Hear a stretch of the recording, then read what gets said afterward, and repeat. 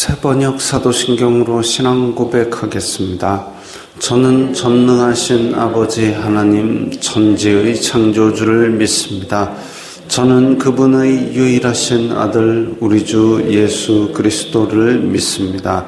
그분은 성령으로 잉태되어 동정녀 마리아에게서 나시고 본디오 빌라도에게 고난을 받아 십자가에 못 박혀 죽으시고 장사된 지 사흘 만에 죽은 자 가운데서 다시 살아나셨으며 하늘에 오르시어 전능하신 아버지 하나님 우편에 앉아 계시다가 거기로부터 살아있는 자와 죽은 자를 심판하러 오십니다. 저는 성령을 믿으며 거룩한 공교회와 성도의 교제와 죄를 용서받는 것과 몸의 부활과 영생을 믿습니다. 아멘. 거룩하신 하나님 아버지 감사합니다. 간밤에도 편히 쉬게 해주시고 새벽에 기도하는 자리에 불러주시니 감사합니다. 이 시간 저희들 마음 중심으로 주님을 경외하게 하여 주시옵소서. 예수님 이름으로 기도드리옵나이다. 아멘. 찬송가 447장입니다.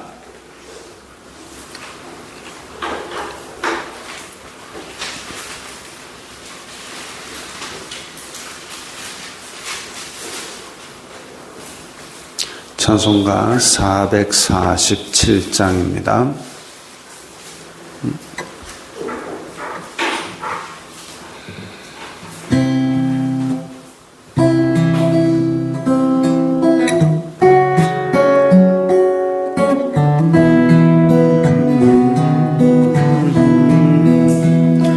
이 세상 끝날까지 주 섬겨 살리니 내 친구 되신 주여 늘 함께 하소서. 주 나와 함께 하며 전쟁도 겁없고 주 나를 인도하면 늘 안심하리라. 나 주를 따를 때에 주 약속하신 것 그 영광 중에 모두 이루어 주소서. 나 주의 뒤를 따라 섬기며 살리니 그 크신 은혜 속에 날 인도하소서. 이 세상 온갖 시험 내 맘을 흔들고 저 악한 원수들이 안팎에 있으나 주 나를 돌보시사 내 방패 되시고 내 옆에 계신 것을 늘 알게 하소서. 저 영광 빛난 곳을 주 허락했으니 그 허락하신 곳을 늘 사모합니다. 끝까지 쉬지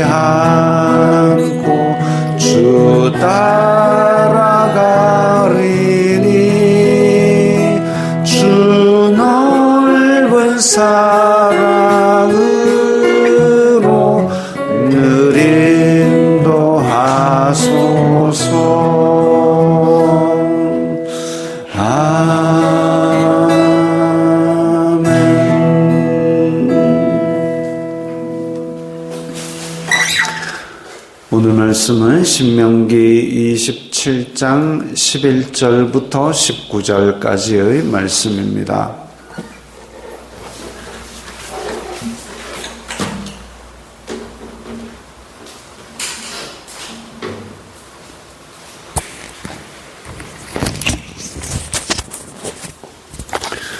신명기 27장 11절부터 19절까지의 말씀 함께 읽겠습니다. 모세가 그날 백성에게 명령하여 이르되 너희가 요단을 건넌 후에 시므온과 레위와 유다와 이사갈과 요셉과 베냐민은 백성을 축복하기 위하여 그리심 산에 서고 르우벤과 갓과 아셀과 스불론과 단과 납달리는 저주하기 위하여 에발산에 서고 레위 사람은 큰 소리로 이스라엘 모든 사람에게 말하여 이르기를 장색의 손으로 조각하였거나 부어 만든 우상은 여호와께 가증하니 그것을 만들어 은밀히 세우는 자는 저주를 받을 것이라 할 것이요 모든 백성은 응답하여 말하되 아멘 할지니라. 그의 부모를 경홀히 여기는 자는 저주를 받을 것이라 할 것이요 모든 백성은 아멘 할지니라. 그의 이웃의 경계표를 옮기는 자는 저주를 받을 것이라 할 것이요 모든 백성은 아멘 할지니라. 맹인에게 길을 잃게 하는 자는 저주를 받을 것이라 할 것이요 모든 백성은 아멘 할지니라. 객이나 고아나 과부의 송사를 억울하게 하는 자는 저주를 받을 것이라 할 것이요 모든 백성은 아멘 할지니라. 아멘. 모세가 또 새로운 명령을 하였습니다. 요단을 건넌 후에 약속의 땅에 들어가서 거기에 이제 세겜 근처에 보면 그리심산, 에발산, 얕은 산이 두 개가 마주보고 있습니다. 마주보고 있고 가운데는 V자 모양으로 계곡이 딱 있습니다. 그래서 얕은 산 두 개의 좌우로 6지파씩 그렇게 올라가서 서로를 바라보고 이제 하나님의 축복은 그리심산, 저주는 에발산에서 선포를 하는데 뭐 산이 나빠서 그게 아니라 그냥 두 산을 나누어서 6지파씩 올라가서 하나님의 지켜야 될 말씀, 이거 어기면 저주받는다. 그리고 모든 백성은 저주든 축복이든 하나님의 말씀이 선포되면 아멘 하는 거죠. 그래서 몇 가지가 오늘 본문에도 나오고 또 내일도 나오고 그렇습니다. 장색의 손으로 조각하였거나 부어 만든 우상은 여호와께 가증하니 십계명에서 우상을 만들지 말라라는 그 말씀이죠. 그것을 만들어 은밀히 세우는 자는 저주를 받을 것이라. 은밀히 세웁니다. 숲속이나 아니면 집 안이나 사사기 끝에 보면 그게 나오죠. 어떤 사람이 자기 엄마 은을 도둑질해가지고 또 나중에 그걸 찾았다 그래가지고 결국 그걸로 우상 만들어가지고 그 우상을 또 섬기기 위해서 레위 사람 붙들어다가 자기 집 제사장으로 만들고 그렇게 자기 집에다가 우상을 세우기까지 이 이스라엘 자손들이 타락합니다. 근데 여기서도 분명히 나오는 것이 우상은 여호와께 가증하니 그것을 만들어 은밀히 세우는 자는 저주를 받을 것이라. 모든 백성이 아멘 했습니다. 여기서 이걸 모세가 신신당부했고 실제로 이스라엘 자손들 건너가서 에발산 그리심산에서 축복과 저주 선포했고 여호수아가 정복전쟁 다 마치고 나서 너희들 오늘날 너희가 섬길 자를 택하라. 오직 나와 내 집은 여호와를 섬기겠노라 했을 때 우리도 여호와만을 섬기겠습니다. 아멘 하고 다 헤어졌습니다. 그래놓고 이 사사기 보면 내내 두들겨 맞고 다른 거 섬기다가 자빠지고 이런 장면들이 나옵니다. 이미 여기서 나왔죠. 모세가 가만히 보니까 이거 도저히 안 되겠거든요. 분명히 가서 타락할 것 같거든요. 그러니까 수시로 이런 것들을 지금 문에 들어오며 나가며 볼 수 있게 하고 손끝에 술 달고 이마에 경문갑을 얹고 그것도 모자라서 온 백성이 두 산에 서가지고 저주를 선포했는데도 그 모양입니다. 사람의 본성이라는 것은 소망이 없이 타락한 그야말로 본질상 진노의 자녀지요. 우상은 그것을 만들어 은밀히 세우는 자는 저주를 받을 것이라. 하나님의 계명으로 그거 섬기지 말라 그래 놓으니까 대놓고 세우지는 못하고 만들어가지고 은밀하게 세우는 겁니다. 자기 집 안에 넣어놓고 내만 복 주세요 이거지요. 참 안타까운 일입니다. 은밀히 세우는 자 저주를 받는다 그랬습니다. 사람은 못 볼지 몰라도 하나님은 그걸 다 보고 마음 중심을 보고 계시는 거죠. 그 다음에는 그의 부모를 경홀히 여기는 자, 경홀히 여긴 자, 업신 여기는 자죠. 업신 여기는 자, 제5계명, 5계명은 약속 있는 첫 계명입니다. 그래서 부모를 공경하면 이 주님, 아버지께서 주시는 땅에서 내 생명이 길리라 그랬는데 그런 약속 있는 첫 계명을 어기는 자는 저주를 받을 것이라. 모든 백성은 아멘. 그의 이웃의 경계표를 옮기는 자, 이웃의 경계표를 왜 옮깁니까? 이게 지금 땅과 땅의 경계선입니다. 그럼 이웃의 경계표를 옮기면 내 땅 더 차지하겠다는 거죠.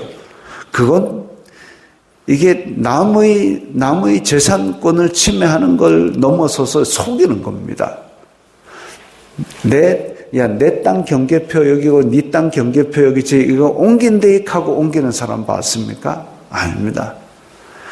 밤에 몰래 나가가지고 지게석을 이쪽으로 탁 옮겨 내 땅 한 평 더 차지하게 만들어야 내가 상대방이 없는 소득을 더 차지하기 때문에 그렇습니다. 그렇게 하나님께서 제비 뽑아 나누라고 하신 경계가 있는데 그걸 돌을 옮겨가지고 내 땅을 더 차지를 한다? 이게 지금 속이는 거죠. 속이는 것은 단지 자기가 남의 재산권을 침해하고 내가 이익을 더 차지하는 거기서 그치지 않고 공동체를 불신하게 만듭니다.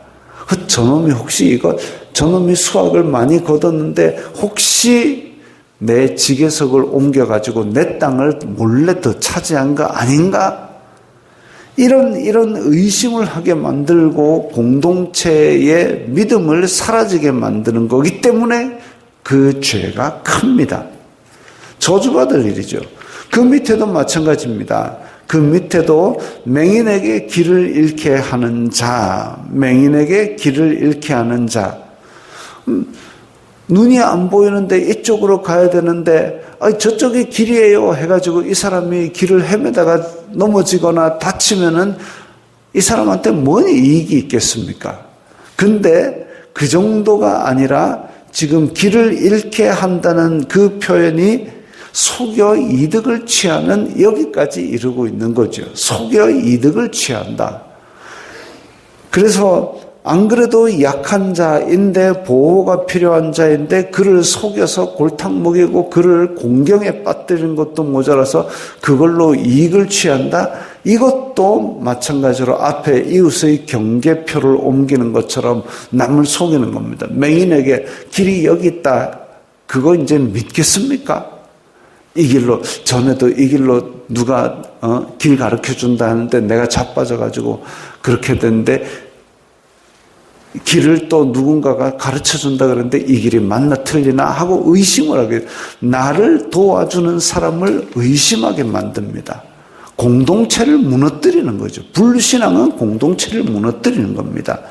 제가 예전에 어렸을 적에 본 영화인데 그 도둑놈이 잡혔어요. 도둑놈이 두 놈이 잡혔습니다. 근데 경찰 반장이 한 놈은 풀어주고 니는 남아 이렇게 합니다. 남아가지고 아무것도 안 합니다. 아무것도 안 하고 가만히 한 5분쯤 있다가 이제 가봐 이렇게 풀어줍니다. 그러니까 나가가지고 도둑놈 둘이가 만나가지고 야 경찰반장이 뭐하대? 아무 말도 안 했는데 야 그러면 니를 아무 말도 안 하고 왜 5분이나 늦게 풀어주는데? 그러니까 진짜 아무 말도 안 했다니까. 둘이가 불신이 싹 틉니다. 그렇게 불신이 싹 트니까 도둑놈들이 둘 다 의심하다가 이게 도둑질이 제대로 설 리가 없죠. 그런 겁니다. 공동체 안에 서로 의심을 하고 믿지 아니하면 공동체가 무너집니다. 안으로부터 무너지면 폭삭 무너지는 거죠. 지금 이웃의 경계표를 옮기는 것, 맹인에게 길을 잃게 하는 것, 이런 것들이 결국은 자기의 탐욕을 위해서 공동체를 무너뜨리는 이런 행위입니다. 저주받을 일이죠. 이런 공동체를 무너뜨리는 내가 속이는 것이 아니더라도 내 이익을 위해서 공동체를 무너뜨리는 것이 우리나라에도 또 있었습니다. 한 치과 의사 이야기입니다. 치과 의사 이야기인데 그 형제를 데리고 왔어요. 형제인지 남매인지 어쨌든 밑에 애를 지금 이 의자에 눕히고 치료하고 있습니다. 근데 큰 애가 와가지고 의자를 이렇게 각도 옮기는 거를 지 맘대로 조작을 해가지고 치료 중에 의자가 조작돼가지고 이 애가 입을 다쳤어요. 그러니까 바로 소송 들어가가지고